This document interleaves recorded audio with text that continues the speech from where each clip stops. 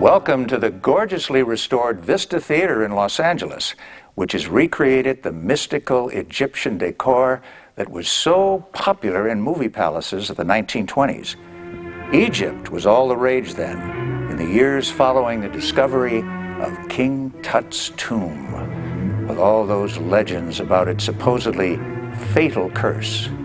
So, what better place could we have chosen to celebrate Hollywood's most famous restored Egyptian, Boris Karloff, as the Mummy? When Universal released The Mummy, it had already established itself as Hollywood's leading house of horrors, with films like Dracula, Frankenstein, and The Old Dark House. But The Mummy was something radically different. This time, the monster was also a halfway sympathetic lover, and the timeless romantic fantasy of a love transcending time and space inspired countless other films. So let's do a little archaeological excavating of our own as we unearth the original story of our mummy, dearest.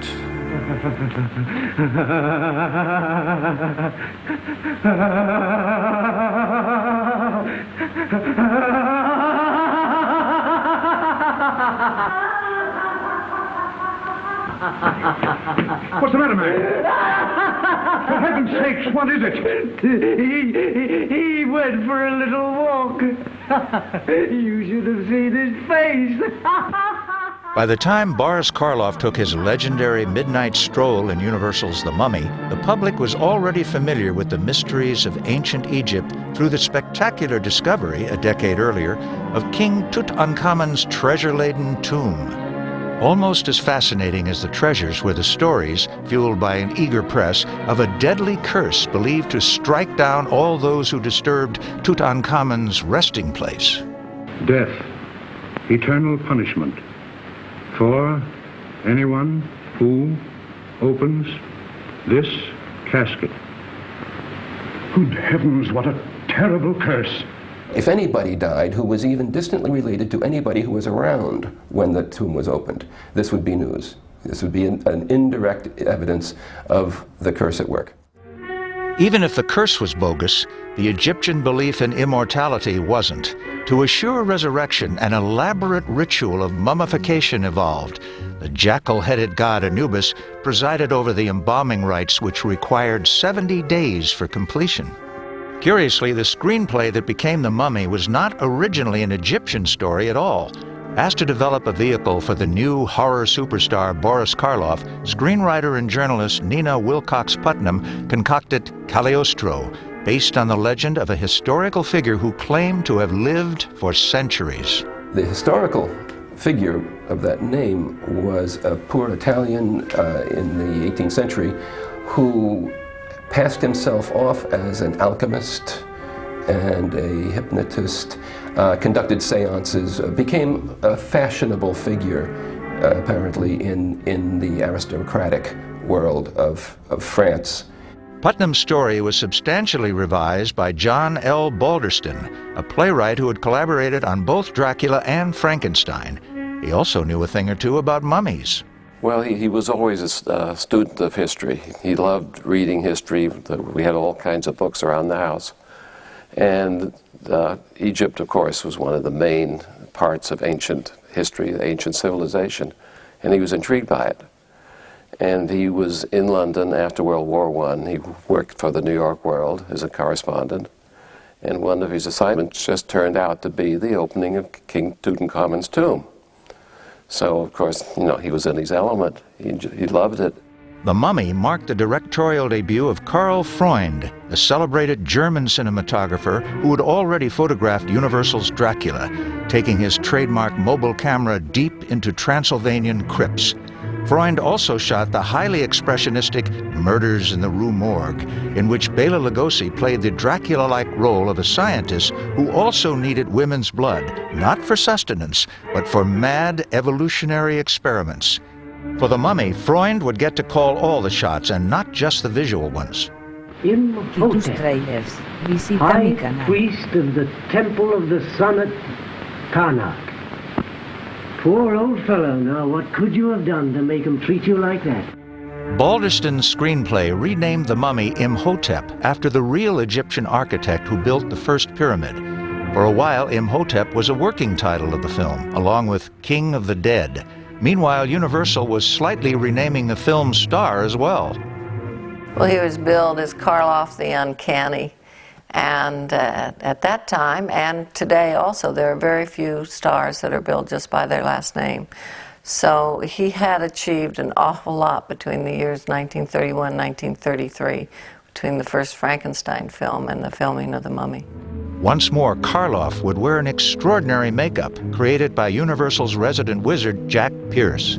I think what made the Mummy makeup work was Karloff and Karloff's face. He had this great bone structure for it, and his performance, even though there was, he was supposed to be this dead thing coming back to life, it was, that was very subtle, but it was frightening. And I think Pierce, the combination of Pierce and Karloff was such a great combination, and they were such a great team, and with the two of them together, they've made these classic images in horror films that I don't think will ever be matched. In preparation for the makeup, studio publicity claimed that Pierce had carefully studied ancient Egyptian embalming techniques. I really have no clue what research he did. When you look at real mummies, the first mummy that I ever saw was the Mummy in the Boris Karloff in the Jack Pierce makeup, and I thought that's what mummies look like. When I finally saw pictures of Ramesses, I found that he was actually kind of different looking. I mean, it wasn't quite the same effect. I think actually putting the makeup on for the Mummy and taking it off took longer than the makeup for Frankenstein. Again, I only know what I've read, and I read something about, I think, 8 hours to do the Mummy, which I can believe, especially since Pierce was responsible for wrapping his body as well. Back in those days, especially, again, they only had the materials of spirit gum and cotton and collodion and stuff like that, but something we even do today is called an old age stipple, where you actually stretch the person's skin. And then I'm sure what he did is paint a layer of spirit gum on Karloff, stick some cotton on him, and I understand he used some Egyptian cotton as well, I think just because of the finer cotton. Glued that on, painted over with either more spirit gum or collodion, and dried it. And then once it was dried, and he released it, and it would form these wrinkles. And I'm sure he did many layers and kind of built up. Where it didn't form enough, he would add a little bit more and build it up. Very tedious, very time-consuming, very painful, I'm sure, for Boris. And I still can't believe, having this collodion and stuff around your eyes. And he must have teared up through this whole process. Had to hold his breath as well, I'm sure. Fortunately, he didn't have to wear the bandages as Imhotep, except for a very brief period of time on camera. But it was really excruciatingly painful to take that makeup off. I know that they spent hours and hours and hours putting it on for the first day. My understanding was Pierce didn't even consider the fact that Boris might have to relieve himself sometime during the day, and that became a bit of a problem. And when they completed it, they discovered that he said, "Well, you've done a wonderful job, but you've forgotten to give me a fly." For the exotic dual role of Princess Anksunamun and her modern-day counterpart, Universal cast the Hungarian-born New York stage actress Zita Johann. Zita Johann had been a powerhouse Broadway dramatic actress of the 1920s. She had played in Mackinac, in which she played a murderess who was screaming to the electric chair. Terrific dramatic actress, and she believed in what she called the theater of the spirit. She sat in her dressing room before each performance, and she said her prayers, died unto herself, as she put it, and became her character. There's death there for me, and life for something else inside me that isn't me. But it's alive too, and fighting for life. Save me from it, Frank. Save me. With this almost sacred approach to acting, at the same time, she had a very enormous disrespect for Hollywood. And as she told me in her very richly theatrical way, I had more respect for the whores on 42nd Street than I did for the stars in Hollywood. When I met her in 1979 at her pre-Revolutionary War house up by the Hudson River, she was still drama incarnate.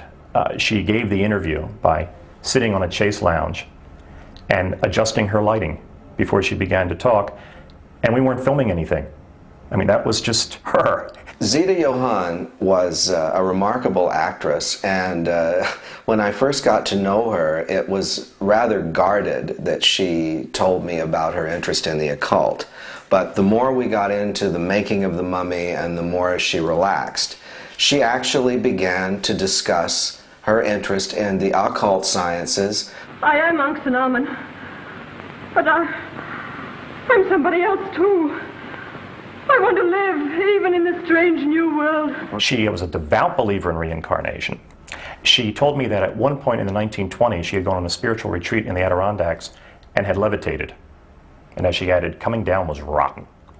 So she was really a perfect choice for Princess Angst-Namen. She was absolutely in spiritual key with the character. Look and wonder. Figure of myself. It is my coffin made by my father against my death. What mummy has usurped my eternal resting place? It is thy dead shell. I tried then to raise this body. I could raise it now. But it would be a mere thing that moved at my will, without a soul. Now, when I got to know her and visited her in this wonderful old spooky house, she had diagrams on the table of Kabbalistic symbols, and she did yoga, and she would teach acting courses as well, but she incorporated all of this spirituality and mysticism into her acting. She'd say, all right, if you're going to play Medea, let's call upon Medea to come into the circle. She was a very headstrong woman in the Katharine Hepburn mold. And the irony of that is that Katharine Hepburn, had she not left for the East Coast when she did, would have screen tested for the mummy. Zita had a very headstrong, determined kind of spirit. And in 1932, that must have been a disaster, because she was butting heads with everyone. She told me she walked into Irving Thalberg's office and said, "Irving, why do you make such rubbish?" And I mean, even men didn't talk to Irving Thalberg that way. But he actually said, "For the money, Zita, for the money." And she behaved in a way that suited her character. She was a stage actress, and she was a very fine stage actress. She had talent, breeding, looks, and I think that she felt that she was too good for Hollywood. But the money was phenomenal. And in 1931 and 32, to make $7,500 a week was something you just couldn't turn down. But the actress's handsome salary was small compensation for the legendary difficulties she endured with her director. Zita remembered that one day on the Universal lot, as she put it, a huge monster, the huge monster being Karl Freund, who weighed 300 pounds and was not a tall man, came up to her and said, "In one scene, you have to play it from the waist up nude." And she said, "Why do I have to play it from the waist up nude?" And he said, "It's a scene in the mummy, you must play it from the waist up nude." Well, what she soon realized was that this was his first picture as a director. He was looking for a scapegoat, and he wanted to antagonize her so he could say to the front office, "Well, after all, I'm working with this very temperamental Hungarian actress, and she refuses to do what I want," and this sort of thing. So she said to Karl Freund, "Well, I'll be happy to play it from the waist up nude if you can get it past the censors." And so she said, and I had him there. So it was a very unhappy working relationship, Zita Johann and Karl Freund. At one point, she was debating about the way to play a certain scene, and here was Zita with her theater of the spirit approach to acting, and here was Karl Freund, who was a genius in cinematography, but nevertheless had a very mechanical way of shooting a picture. And she said, "I want to play it a different way." And he said, "Well, this is where the camera is, you will play it here." And Zita responded to him and said, "Well, then move the goddamn camera, it's on wheels." So this was the relationship. Karl Freund did not give her a chair on the set with her name on it. He refused to let her have one. At one point he made her stand against a board for 2 days so she wouldn't get a crease in the skirt she was wearing for a particular scene. His most remarkable atrocity really was the fact that he saved for the last day of shooting a reincarnation scene in which Zita played a Christian martyr who was to be fed to the lions. The cameraman was in a cage of his own. Karl Freund was in a cage of his own, as she said, a very large cage. Everybody was protected, and she had to walk in among these lions and play this scene. And as she put it, She was exhausted beyond fear, so she walked in among the lions and thought, who cares? And she said, those lions just looked at me and thought, that's just a sack of exhausted bones, who cares? And they didn't bother her. My love has lasted longer than the temples of our gods. No man ever suffered as I did for you. She adored Boris Karloff, but she said something very interesting about Karloff, because remember, this is probably, after Frankenstein, his greatest performance. And she said, when I first met him, I felt this incredible wave of sadness. She said his eyes were like shattered mirrors. And she said whatever his pain was, it was very deep and very much a part of his soul. And she said, I never intruded. And she said he was always a perfect gentleman. He always knew his lines. He never complained about possibly one of the most arduous makeup experiences he would ever have at Universal under the hands of Jack Pierce. Back in those days, they did not have 12-hour work days, and they would sometimes work until dawn. And The Mummy was an exhausting picture. But Zita relied on the occult powers of her faith to keep her going. You will not remember what I show you now, and yet I shall awaken memories of love and crime and death. The most famous sequence in the picture is probably the one in which Zita and Karloff look into the pool and she experiences her past lives. And during this sequence, Zita, because of lack of food and working till late hours and all the problems she was having with Karl Freund, she passes out. And she claims that she had what was one of two near-death experiences. She said, I could see myself leaving my body. And of course, the first thing she sees when she opens her eyes is Boris Karloff, completely in makeup, but out of character, saying, Vita, darling, are you all right? And she, of course, didn't want to let any of the crew know that she had been on another plane.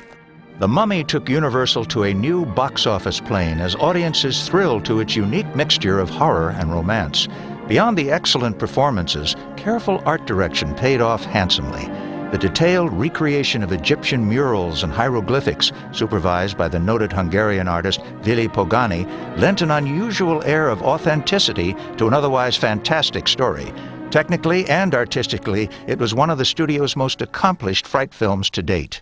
The best scene, perhaps, in this film is the coming to life of the mummy at the beginning.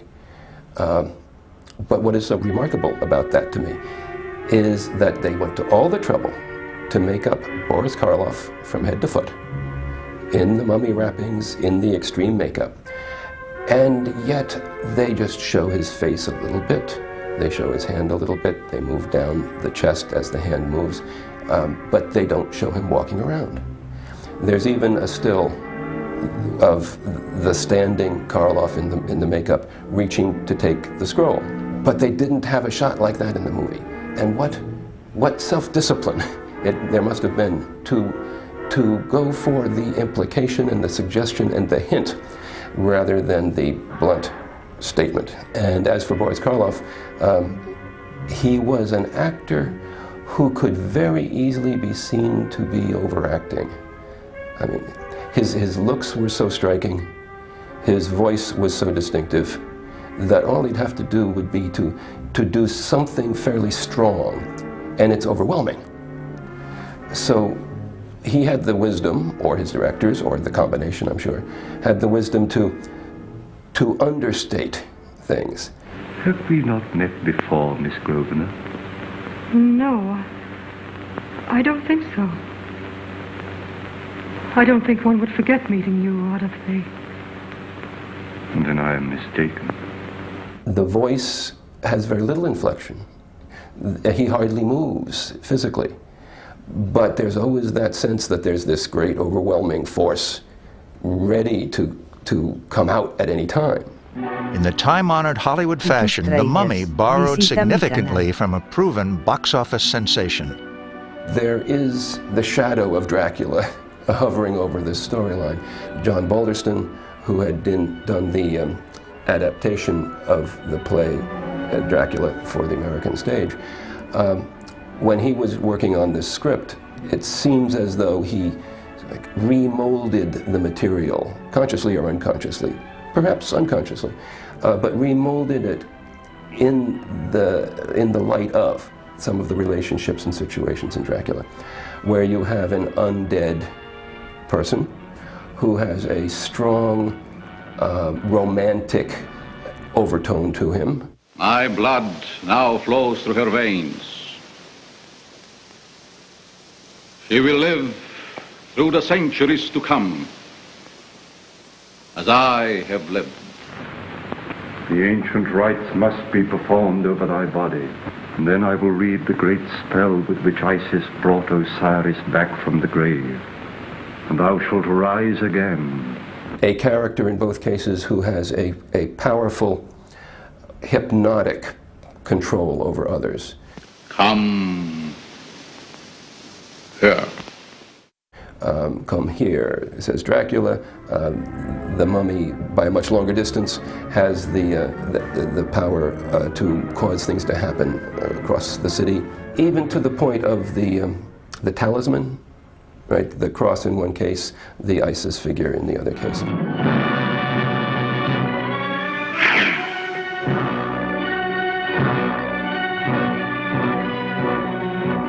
You know, all of that, if you phrase it in a certain way, no one would know which movie you're talking about. After what happened, you need rest badly. But I don't. I was tired. But why, I've never felt so alive before. You're so... like a changed girl. Oh, you look wonderful. I feel wonderful. I've never felt better in my life. If I could get my hands on you, I'd break your dried flesh to pieces. And I will have Carfax Abbey torn down stone by stone, excavated a mile around. I will find your earth box and drive that stake through your heart. As filmed, the Balderston script told a much more elaborate story of reincarnation than the public ever saw. There were a whole series of different historical periods represented, in each of which she dies. There was one in ancient Rome. There was one where she is confronted by Vikings. There's one in the Middle Ages with Crusaders. There are stills of these that show they obviously had filmed this. At some point it was decided that this would slow the storyline down. When Universal began a new cycle of horror thrillers just before World War II, The Mummy was an obvious candidate for reincarnation. In The Mummy's Hand, Western actor Tom Tyler was recruited not to play Imhotep, but a role so similar that footage from the original film was shamelessly recycled, with close-ups of Tyler substituted for Karloff. The mummy was now called Charis, and instead of ancient scrolls and spells, a new technique was used to revitalize him, an elixir brewed from precious tanna leaves. 3 of the leaves will make enough fluid to keep Charis' heart beating. The mummy's already ghastly appearance was further enhanced by a post-production optical effect in which Tyler's eyes were meticulously blackened frame by frame. The effect was obviously not completed in time for the theatrical trailer. The film's exciting climax was shot on an imposing temple set left over from James Whale's jungle adventure, Green Hell.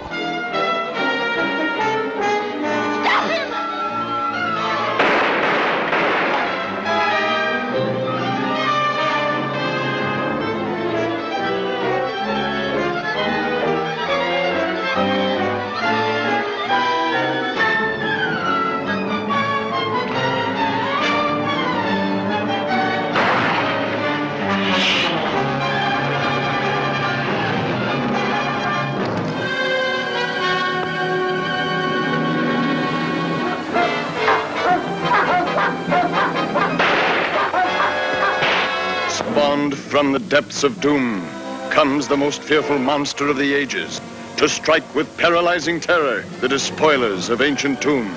Having already played the Frankenstein monster and the Wolfman, Lon Chaney quickly added the mummy to his stable of frightening characterizations. In The Mummy's Tomb, Karius followed the characters from the last film to a previously sleepy New England town.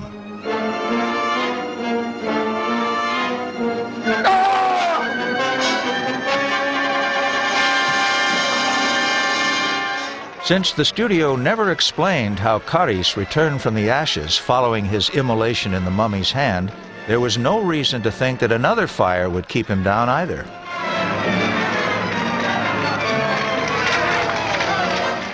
Karius still lives? Lives only for the purpose for which he was created. To guard Ananka's tomb until the end of time. In The Mummy's Ghost, John Carradine was appointed the latest high priest of Ananka, the mummy's lost Egyptian love. Ananka's reincarnations at Universal had become so numerous, you almost needed a Rosetta Stone to decipher them all. Do you not know who you are? I am Amina Mansouri. You are the Princess Ananka, third daughter of Amenophis, one-time pharaoh of all Egypt. You're mad. This was the only film in the series where Karius and Ananka ended up together, but unfortunately in the same sorry state of preservation. Amina!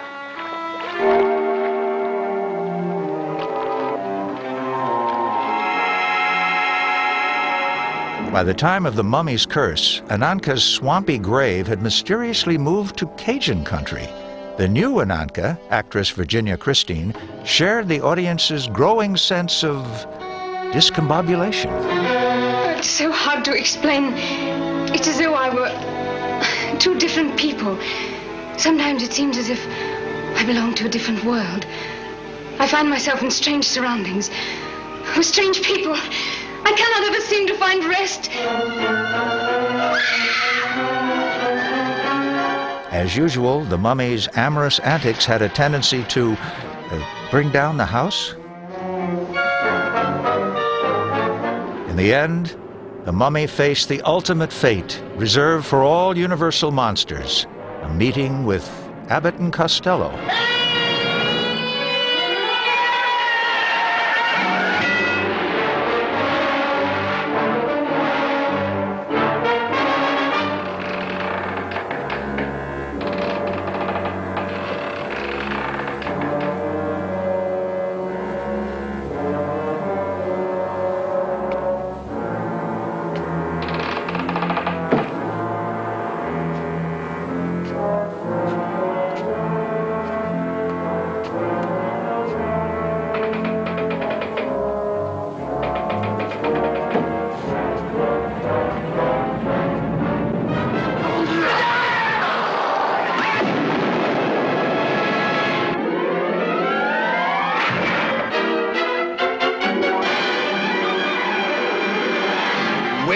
Find the mummy. Don't worry, the mummy will find you.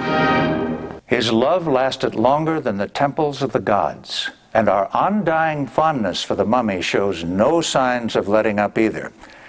Call him Imhotep, call him Karius, call him anything, just don't call him late for his Tana leaf tea. I'm Rudy Belmer.